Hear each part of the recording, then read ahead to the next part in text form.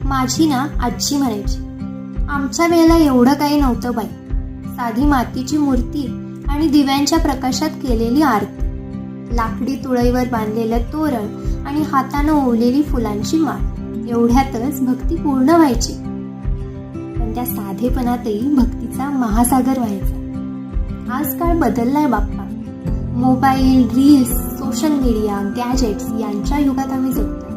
अभ्यास, नोकरी, career, target, struggles, आयुष्याची धावपळ सगळेजण अनुभवत आहेत. पण गंमत बघ ना, तू घरात आलास की ही धावपळ थांबते. हीच आजची जनरेशन, ज्यांना दिवसभर मोबाईल सोडवत नाही ते आरतीच्या वेळी पूर्णपणे तल्लीन होऊन जातात. ज्यांना स्वयंपाक येत नाही ते उकडीचे मोदक शिकतात.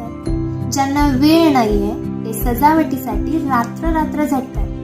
कोणी ढोल ताशांच्या तालावरती रडते, तर कोणी इंस्टाग्रामवर छान छान रील करून आपला आनंद सगळ्यांशी शेअर करते.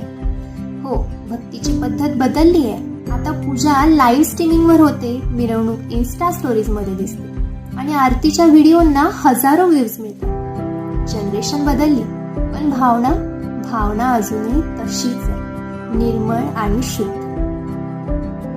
कारण तू आमचा फक्त देव नाहीयेस बाप्पा, तू तर आमचा लाडका आहेस, अगदी हक्काचा.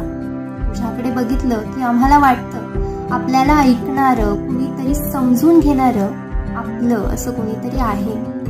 तूच तर आम्हाला शिकवतोस, भक्तीला वय लागत नाही. लहान असो की मोठा, गरीब असो की श्रीमंत, तुझ्या समोर तर सगळेच सारखे. जनरेशन बदलली तरी संस्कार कधीच बदलत नाही.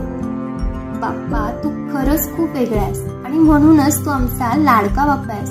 म्हणून तर इतक्या आतुरतेने आम्ही तुझी वाट बघत असतो. तू आलास की आमच्या डोळ्यात चमकते ती श्रद्धा, मनात पेटतो तो उत्साह आणि ओठावर उमटतो एकच गजर, गणपती बाप्पा मोरया, मंगलमूर्ती मोरया.